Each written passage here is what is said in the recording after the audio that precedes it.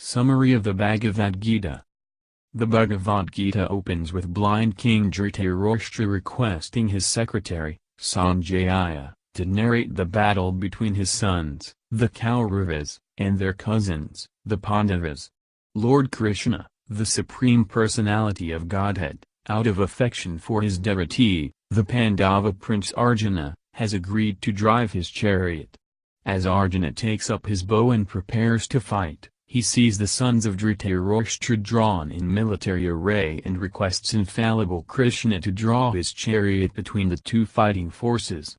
There in the midst of both armies, Arjuna's mind reels as he foresees the imminent death of his teacher, relatives, and friends. He throws down his bow and arrows and decides not to fight. In Chapter 1 and in the beginning of Chapter 2, Arjuna presents his arguments for refusing to fight. Basically, he fears the sinful reactions of killing. But after Arjuna surrenders to Lord Krishna and requests the Lord to instruct him, the Lord begins countering Arjuna's objections. First, Krishna analytically explains that fighting in his service is transcendental and will bring no sinful reaction.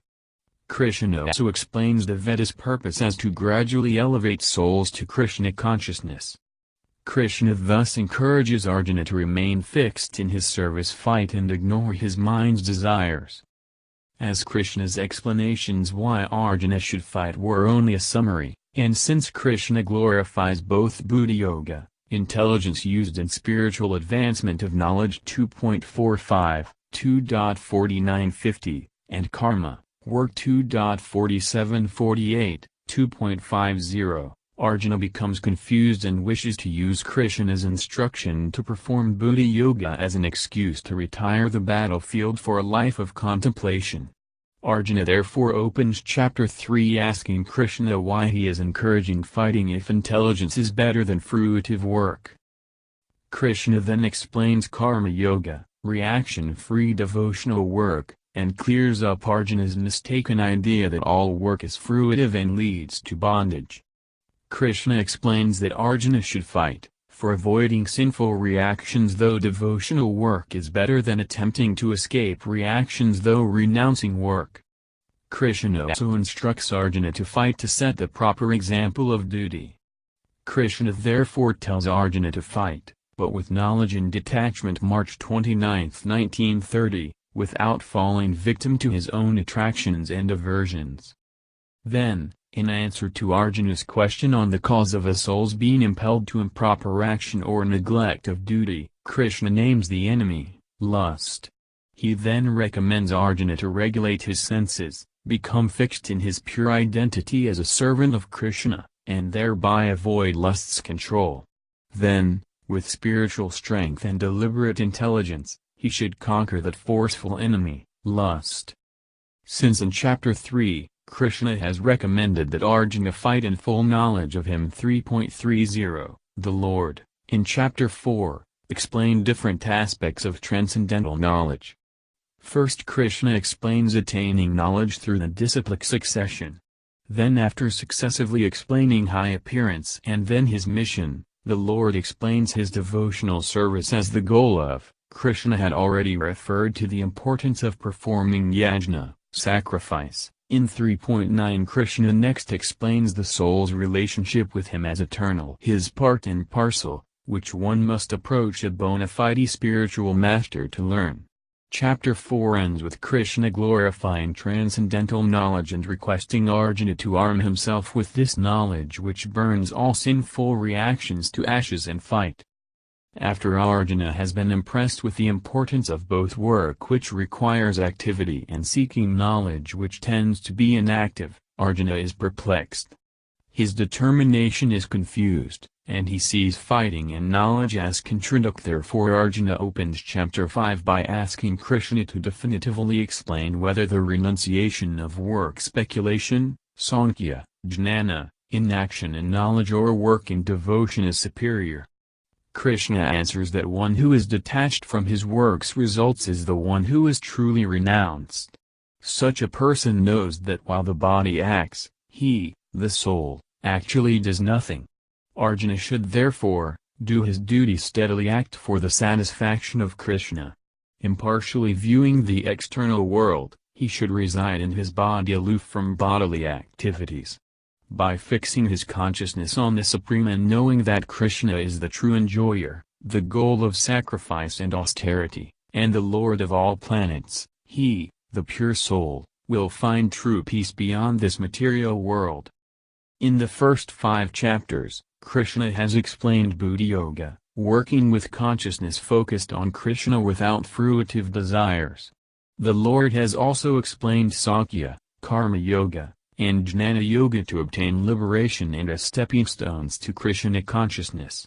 Now, at the end of the 5th chapter 5:27-28 and continuing on to the 6th chapter wherein Krishna explains practical points for a practitioner, Krishna explains Dhyana Yoga, concluding that dhyana, or meditation upon Krishna, is meditation's final goal. Krishna begins the 6th chapter by explaining that the neophyte yogi engages in fruitive sitting postures while the advanced yogi, the true sannyasi, works without attachment. Such a yogi liberates, not degrades, himself by his mind's activities. Carefully controlling his mind and engaging it body, and his self in Krishna's service, the yogi strictly practices dhyana yoga in a secluded place. Fixing his mind on the self and on Krishna, he attains transcendental happiness in the kingdom of God. Arjuna then points out the main difficulty in practicing yoga is controlling the mind. Krishna responds by saying that one can overcome the obstinate mind through constant practice and determination. In responding to Arjuna's about the fate of an unsuccessful yogi, Krishna answers that one unsuccessful in his practice will still take birth in a family of wise transcendentalists and automatically become attract yogic principles. Krishna finally states in the last 2 verses of the chapter that the yogi is greater than the ascetic, the jnani and the karmi. And the greatest of all yogis is he who always thinks of Krishna and with great faith worships him in loving service. Knowing Krishna's instruction at the end of chapter 6, one should initiate his practice of yoga from the point of concentrating of the mind upon Krishna. Chapter 7 thus opens with Krishna explaining knowledge of himself and his opulent energies. Thus Arjuna can fully worship Krishna, as described at the end of chapter 6, and think of him with devotion as he fights. Krishna first explains that as he is the supreme truth, everything in existence is a combination of his material and spiritual energies. He is the active principle within all and is all-pervasive through his diverse material and spiritual energies. Because the world's activities are conducted by the 3 modes of nature which emanate from him, although Krishna is independent and above them, only those who surrender to Krishna can cross beyond these modes to know him. 4 kinds of impious souls never surrender to Krishna while 4 kinds of pious souls do surrender. Krishna also covers himself from the impersonalists, who are less intelligent, and from those who surrender to the demigods. But those who are truly pious, the undiluted, serve Krishna as the governor of the material manifestation, the demigods, and sacrifice, can know and understand Krishna at the time of death. Chapter 8 begins by Arjuna asking Krishna about Brahman, karma, the demigods, the material world, and knowing Krishna at the time of death. Krishna first briefly answers Arjuna's first 5 questions and then begins explaining in detail how to know Krishna at the time of death. Since one attains what one remembers at the time of death, if one remembers Krishna, one goes to him. Krishna then explains how he can be constantly thought of as the transcendental person who knows everything, the oldest controller, the smallest, the maintainer. Thus by Prakti Yoga and remembering Krishna, Krishna explains, one will go to the eternal spiritual world and never again to return to this temporary, miserable material world. Then, after describing the different yogic ways in which one may leave this world, Krishna advises Arjuna not worry about other paths, either Vedic study, yoga, austere sacrifices, charity, jnana, or karma, for the results of these will all be obtained through performing devotional service. And in the end, Such a yogi in devotion reaches the supreme eternal abode. After Krishna answered Arjuna's questions in chapter 8, he continues speaking, in chapter 9, the knowledge about himself that he had begun explaining in chapter 7.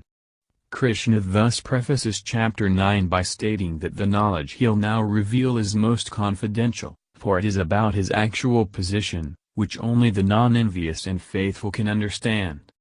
Krishna continues explaining that although independent and aloof, he pervades, creates and annihilates the entire cosmos through his material energy.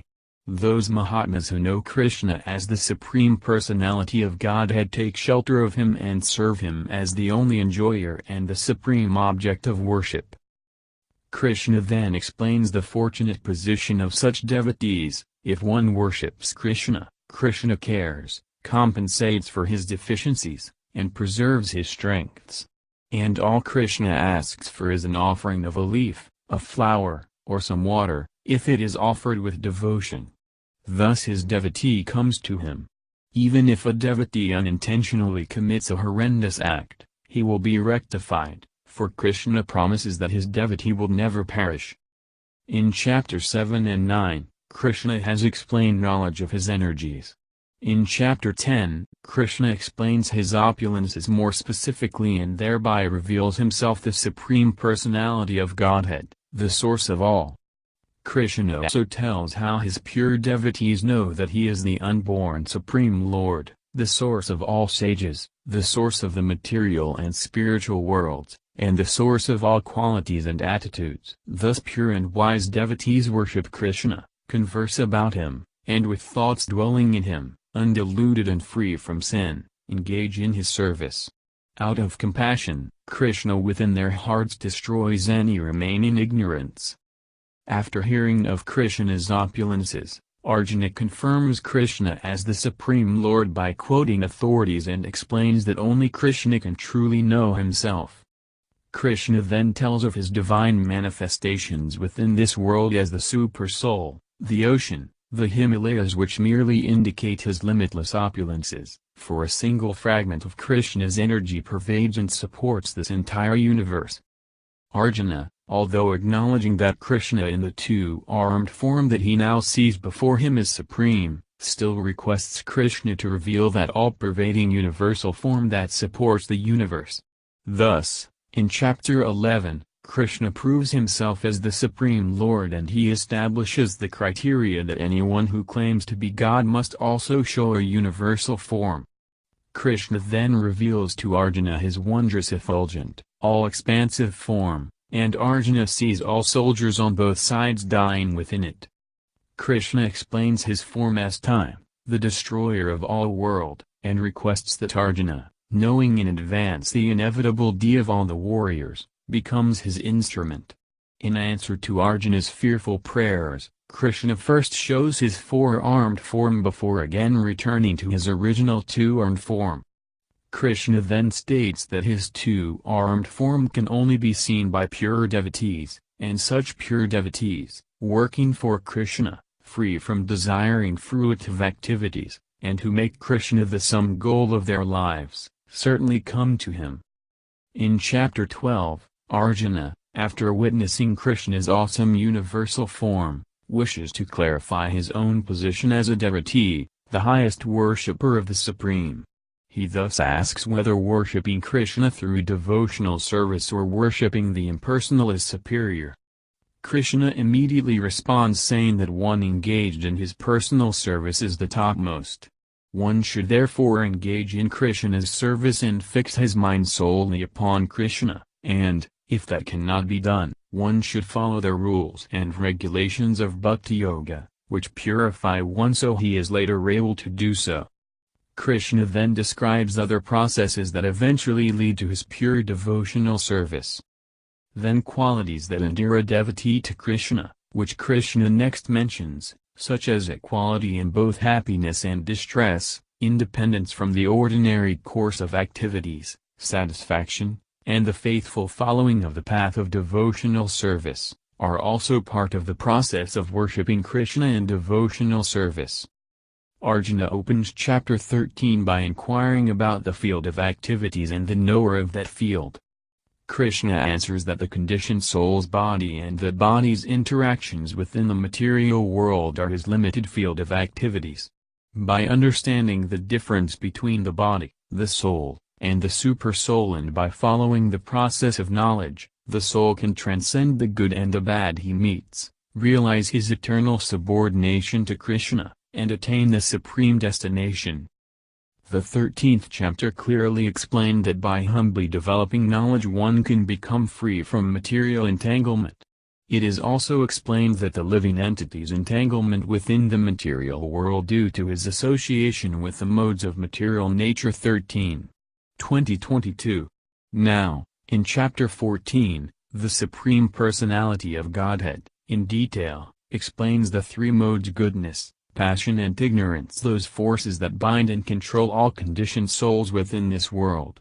A soul can, however, transcend these modes through devotional service. All other processes are contaminated by the modes. Thus the limitations imposed by his field of activities can be overthrown and the soul can be elevated to the Brahman platform, the constitutional position of purity and happiness, a platform of which Krishna is the basis. As one must be detached from the modes and their results in order to be attached to the service of the Lord, Krishna describes in chapter 15 the process of freeing oneself from matter's grip. He begins by comparing the material world to a gigantic, upside-down banyan tree, invoking Arjuna to detach himself from it through surrender.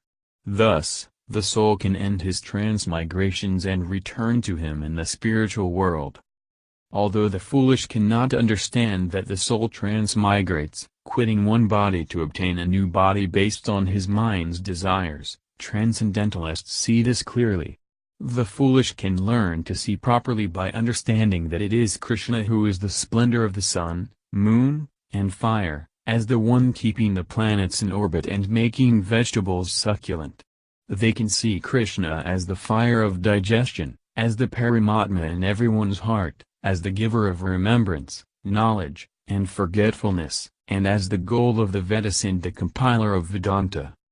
Krishna then reveals that knowing him as the Supreme Personality of Godhead and engaging in his service is the ultimate purpose of the Vedanta and the most confidential part of the Vedas. In chapter 15, auspicious, elevating activities were described as part of the banyan tree.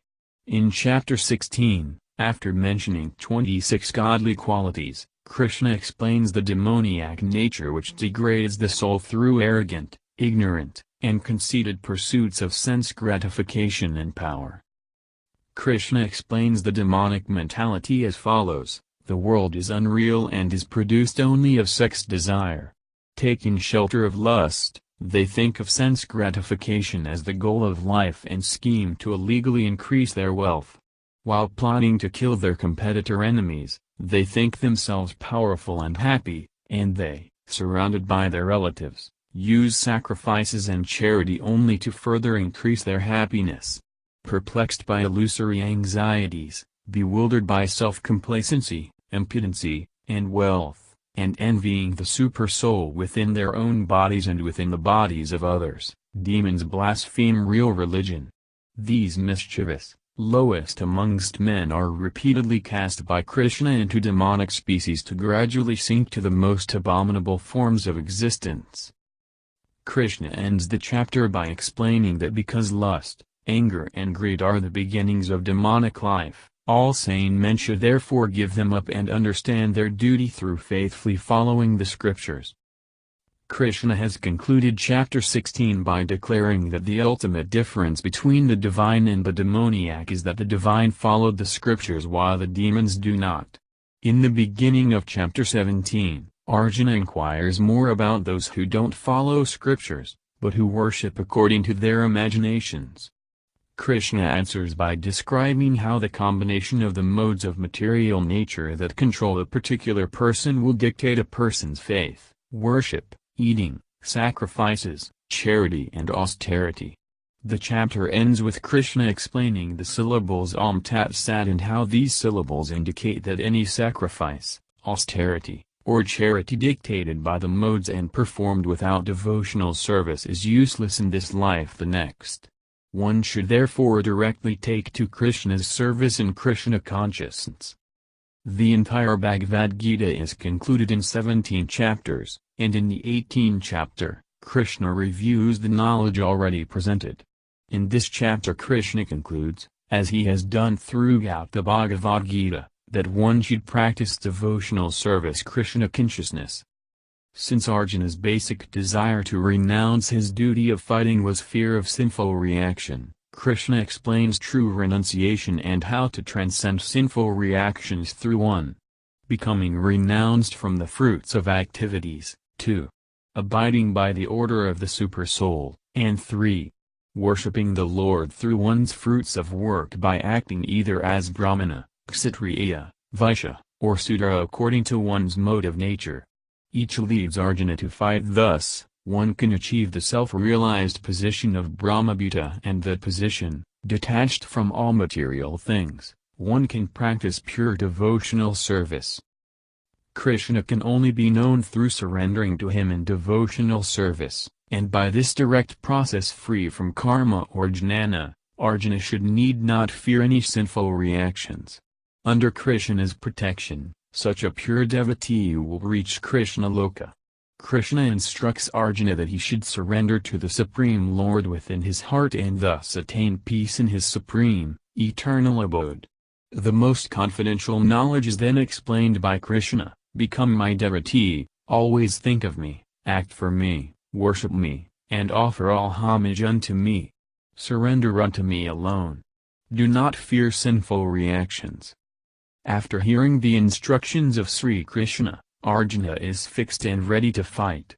Sanjaya, after narrating this conversation to Dhritarashtra, ecstatically thinks of the wondrous two-armed form of Krishna and predicts victory for Arjuna, the supreme archer, for he is surrendered to Krishna, the master of all mystics.